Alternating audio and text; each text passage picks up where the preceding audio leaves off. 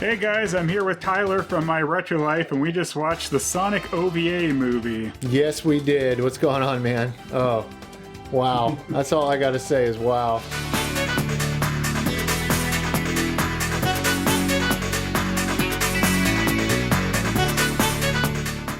I hadn't seen that in over 20 years, and it was really interesting to watch that. Oh man, what do you think of that thing? Like, what happened there?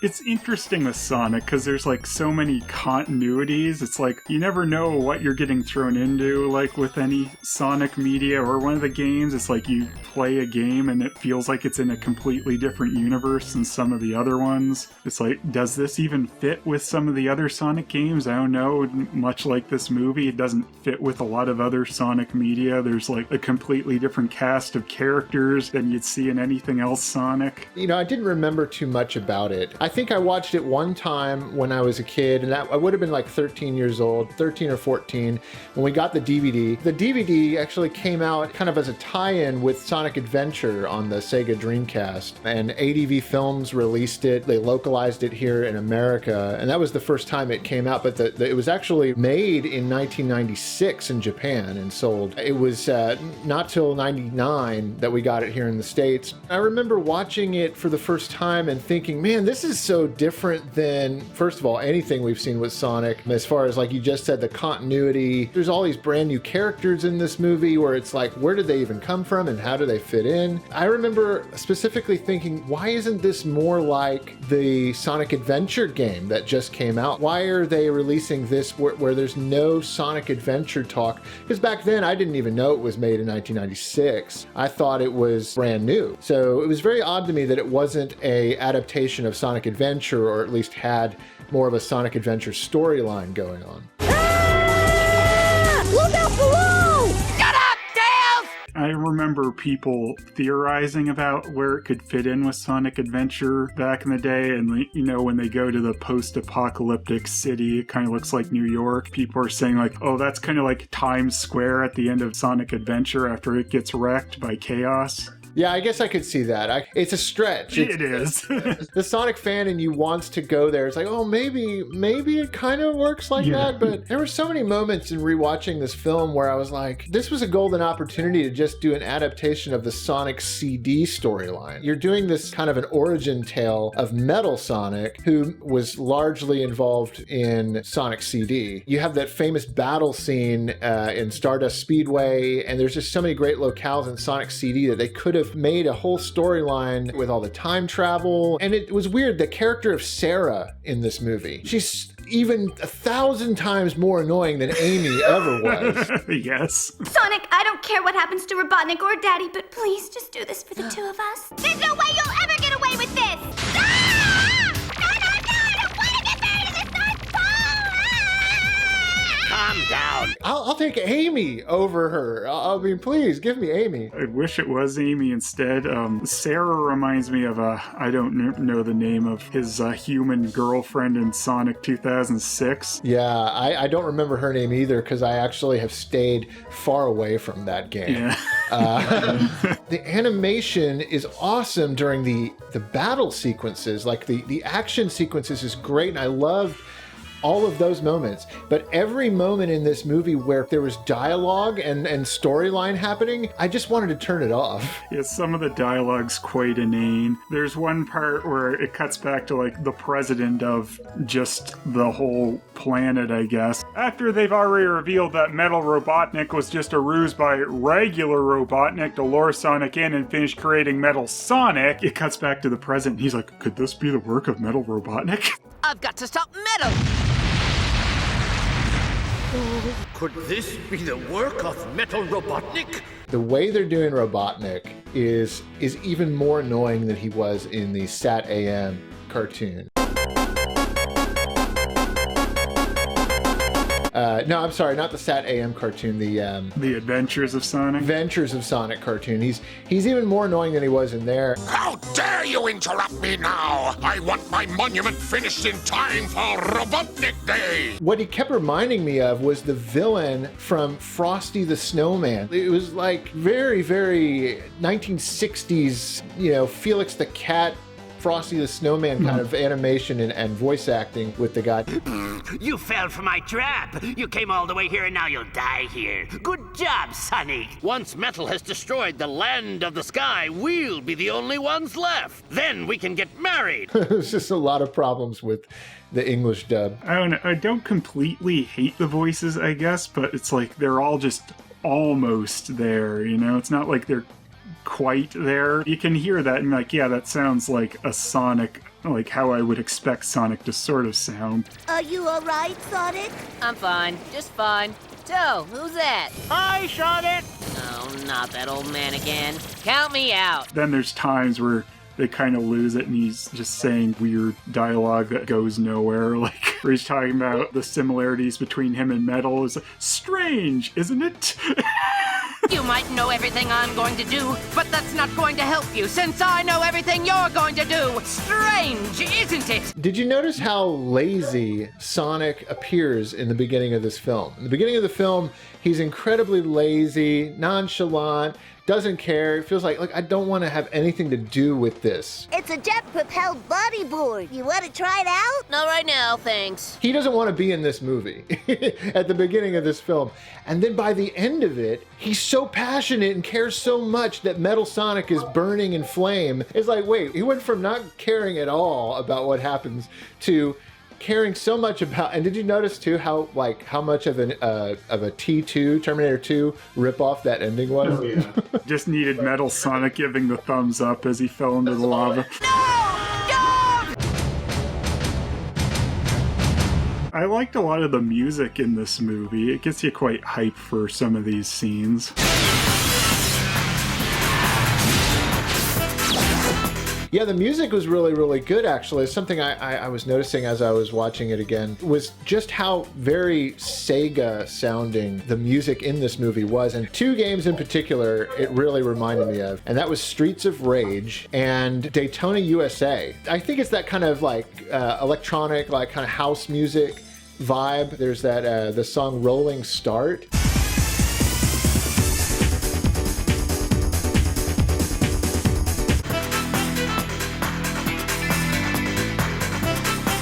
A lot of the movie does feel like Sonic CD, like with some of the soundtrack to me.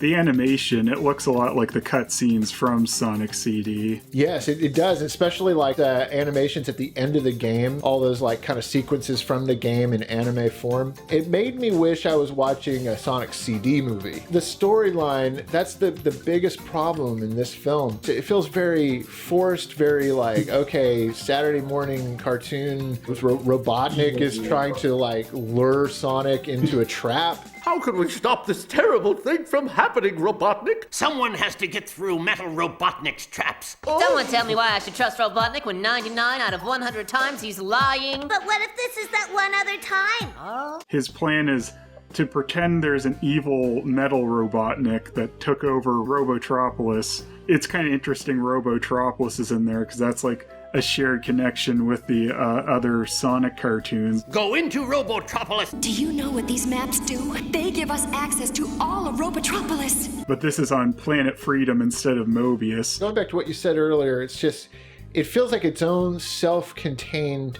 version of the Sonic world, the Sonic lore. It's we're just going to kind of do our own thing, do whatever works, and a lot of it works. A lot of the battle sequences, like I said, those are really cool and a lot of fun. Yeah, it's very Dragon Ball Z-ish with Sonic and Metal kind of flying through the air.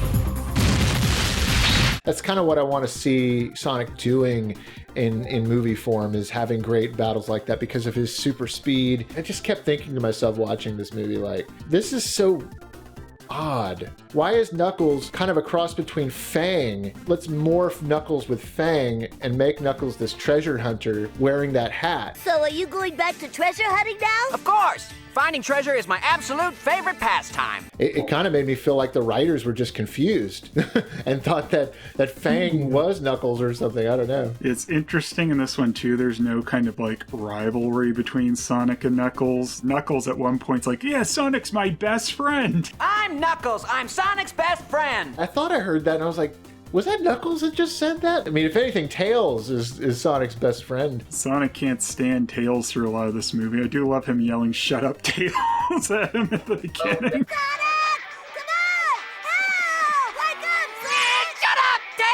I was like, that's what all of us wanted Sonic to say. It caught me off guard and made me laugh because that's how we all feel when we play like Sonic Adventure or the other Sonic games, and just how annoying Tails can be. Hey, Sonic! Long time no see, huh?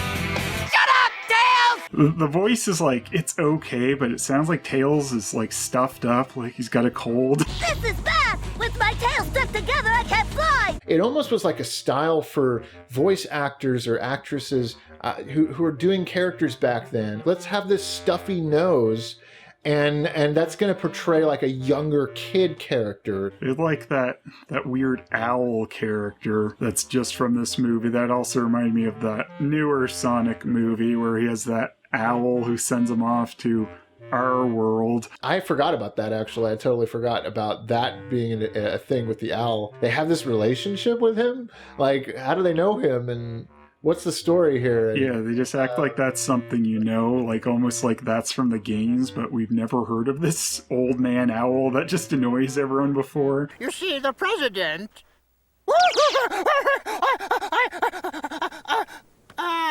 President. So I thought Robotnik, actually, I thought he had a lot of great one-liners. When he's laughing maniacally at one point, ha ha ha ha ha ha ha ha ha, and another thing, ha ha ha ha ha ha ha.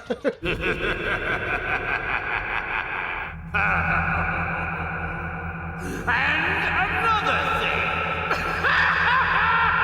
And then there was another line he had where he said something like, "You're a pain in my egg." Sonic will never again be a pain in my egg! I guess the dialogue in the Japanese version gets a little more cursy and stuff too, and even in this, you see Sonic flip the Robotnik off at one point. I didn't even really notice it. Oh my gosh, that's crazy. We have some business to take care of, but we can finish this game when we get back! There's a point where Tails saves Sarah and he's grabbing onto her chest first, and Knuckles scolds him for it. Got some of those weird kind of anime moments. I never thought you'd stoop that low. Metal Sonic's head bursts through the spaceship floor, and she's like, "What are you doing, you pervert?" No!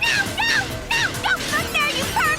Very anime. Very, very anime. With Robotnik's plan, it's weird because I guess it's in two steps. He either plans to kill Sonic off as Robotnik, pretending that this isn't him. That's probably going to fail. Sonic will get past that, and then I'm going to scan his mind with this computer to finish Metal Sonic, and then that will kill him. Metal Sonic knows all the moves that Sonic has, and Sonic knows all the moves that he's going to make. Strange, isn't it? I did think it was a nice touch at the end there where Metal Sonic decides to save Sarah and the president. When the DNA went into Metal Sonic of Sonic, it also transferred over some of those kind of hero aspects of Sonic the Hedgehog. I think Tails was hacking into him a bit too to override his evil programming to bring out more of the Sonic personality. A really inane part is when Tails is working on rewiring that watch thing Robotnik gave him, and they're saying they're going to track Metal with it. Knuckles well, how are we going to find where Sonic is? And Tails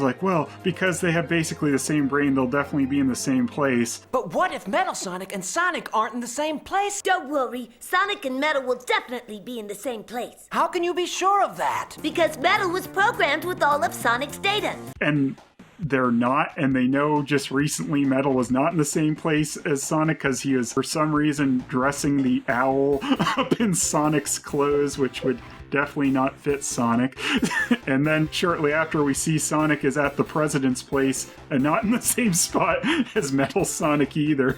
So much of it was kind of just a head scratcher. If you think about what was coming out over here at the same time, that was Sonic Underground, and this Sonic movie is way better than that series. Now, that's true. Yeah, I mean, that, you know, at least this movie like stays like way more in line with the games than Sonic Underground ever did. They made a vow their mother will be found. Sonic Underground. At least he wasn't singing Metal Sonic to death. There's something missing. Something's not quite right. Honestly, my favorite though is the Sat AM, the kind of dark Sonic the Hedgehog Saturday morning cartoon. I just loved that. I loved how kind of edgy and dark they got with that. That was, I don't know, I wanted to see more of that in the franchise. That was surprising for the time too, that a Sonic cartoon was that dark. You know, having both shows airing at the same time, Adventures of Sonic, which felt more like an Archie comic. And what's funny about that is that like they used a lot of the characters from Sat AM in the Archie comic. We never got the game, you know, based on that series. We never got the game based on those characters, which they were working on one that looked really cool from what I saw. I really wish that had come out. Like, I want to see more things set within that Sat AM world, because yeah, that is my favorite version of Sonic. They could like kind of remake that just a hair more serious, not overly serious, because it's Sonic. It doesn't need to be super dire, but you know, just take some of the plots a little more seriously than the original cartoon, but still have that humor in there as well. I do wish in this movie though it could have been Jaleel White instead voicing Sonic, because that's my favorite Sonic voice. No biggie. We gotta be close to that subway station. Oh man. No biggie, huh? Okay, a major biggie. Oh, I know. As soon as he started talking, I was like, "Oh, we could have been Jaleel White, and that would have been great." You know, would have elevated the film. Would have really made it better. Metal is planning to melt the glaciers to the north. That's no good. I guess maybe because of growing up with Jaleel White as Sonic, like it just sounds off. It just it sounds weird to us. You're too late. I already heard all of it. I did really like, you know, some of the elements of this world they set up, like with the ruined human world. I thought that's kind of an interesting take for a Sonic world, that this happened many years in the future, I guess, and most of mankind, I guess, is kind of gone. Another gag that I really loved in this film, I thought was a great gag, was the part where Sonic and Tails go careening off the mountain, or whatever that was. It wasn't a mountain, but they go flying down into the water, or supposed to be the water, but they're just hanging on and they're faking the drowning. I just love all those like sound effects they're making and trying to fool Robotnik into thinking they're drowning. I'm drowning! I did like too that Robotnik says, like, you know, I know you can't swim, which is like, yeah, that makes sense because Sonic doesn't swim. I'm well aware that neither one of you can swim. I loved that scene. I thought that was the best action scene in the whole film. He's kind of setting it up like, oh, we'll meet again some other day, and Sonic's just like, nah, just like spin dashes through him a few times and blows him up. We'll meet again soon.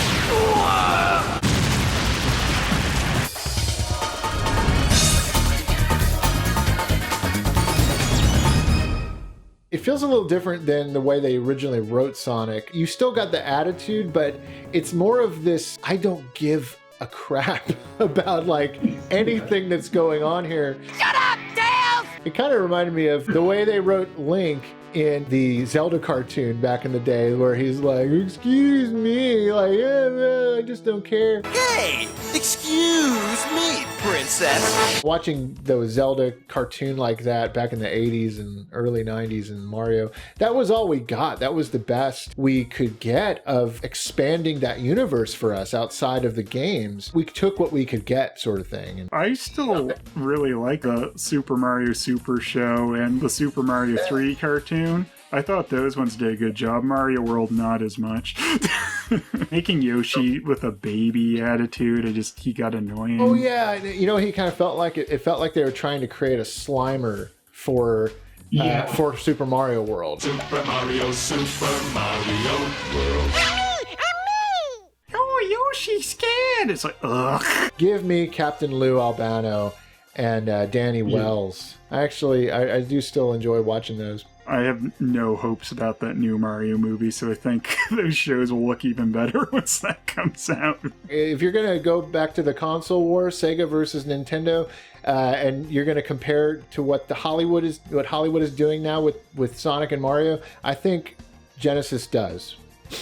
What Nintendo? Back when the Dreamcast came out, we bought the DVD. It was released by ADV Films. I always remembered that because we actually knew the guy who owned ADV Films. And I'm based out of Houston. I live in Houston. ADV Films was based in Houston. All that dubbing in this movie happened here in my hometown.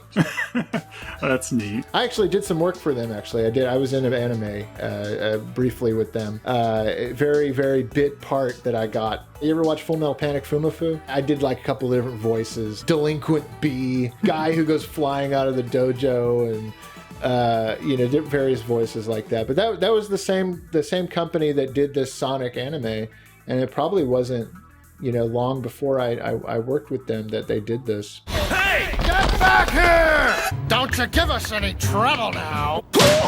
Get down!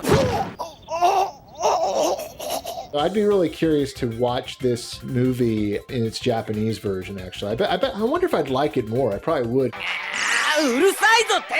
Much of what I didn't like about it, watching it this time, was the acting. I thought the voice acting was really obnoxious, especially Sarah.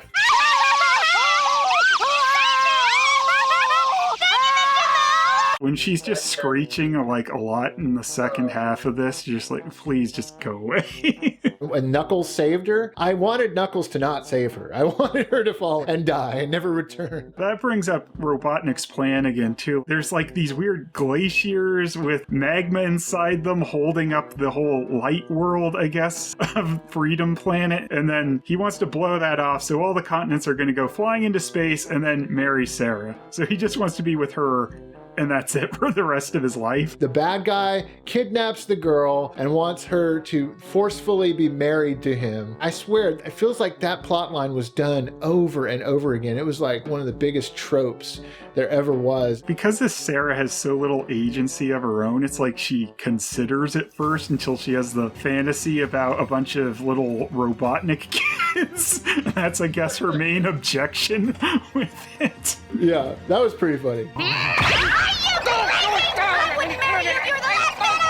There were moments of hilarity. I do like when all Robotnik's badniks are kind of holding up the remains of Metal Robotnik. It's like, whoa, this is scary, and then it just falls apart.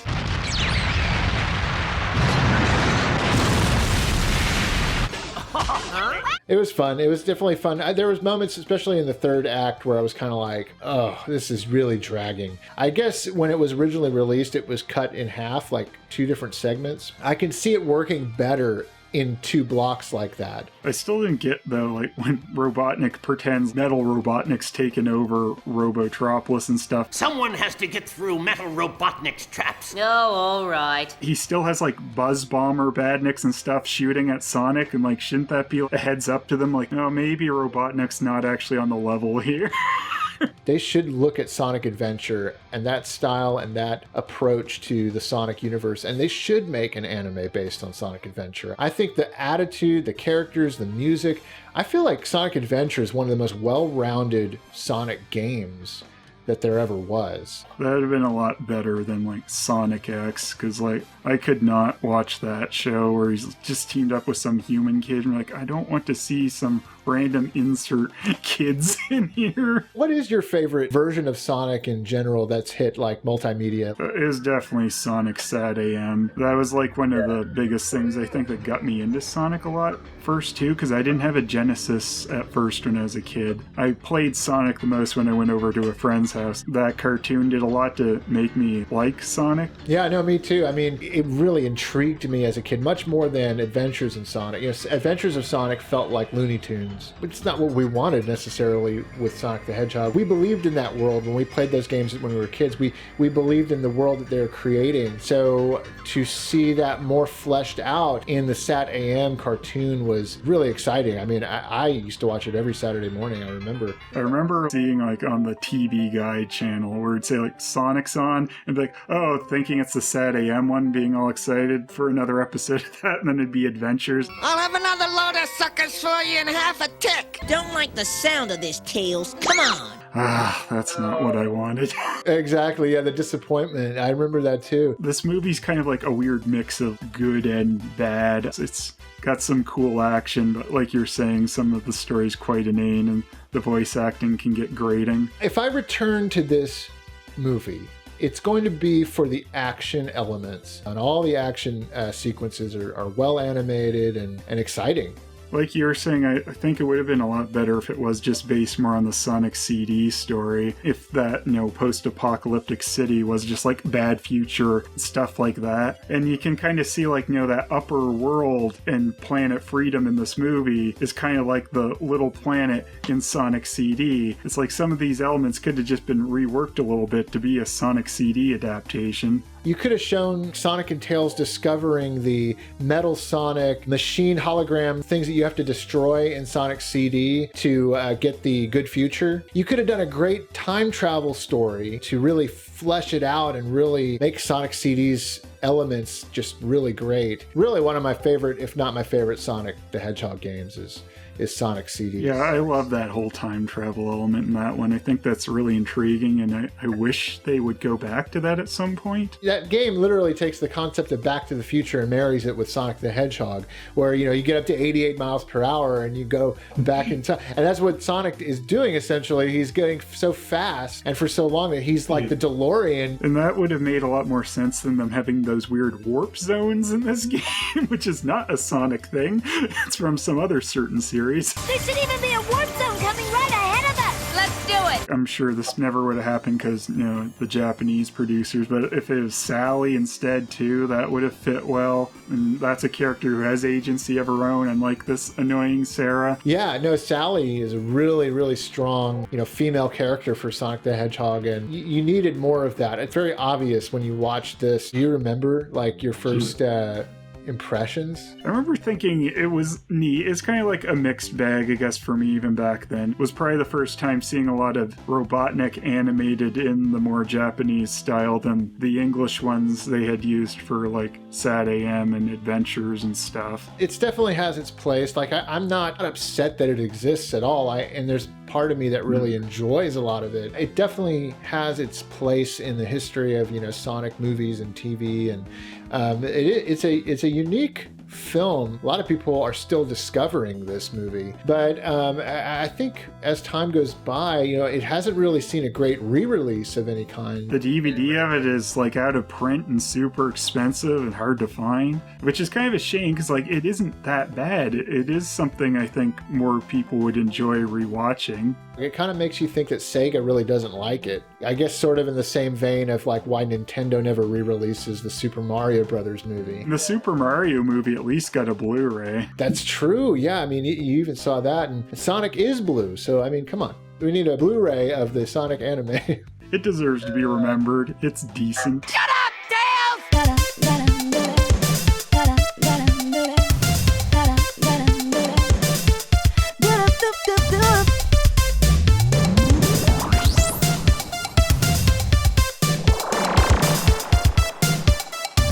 I don't like this movie, doesn't look too friendly. This bootleg is so fake, that toy is gonna break.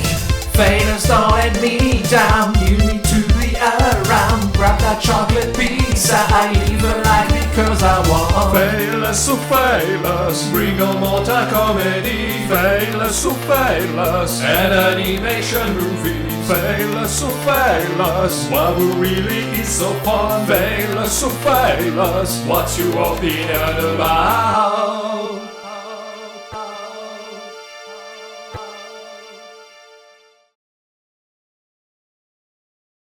I mean, it's better than a lot of things, because a lot of things are horrible. I mean, that don't even deserve I mean, the Star Wars Holiday Special, come on, that exists. This is already better than that. It's like the Star Wars holiday specials, like there's some funny bits in that, but watching the whole thing gets to be a bit of a slog. Oh, it's hard to sit through. Really hard. It's good to sit through if you're going to play like a drinking game or something.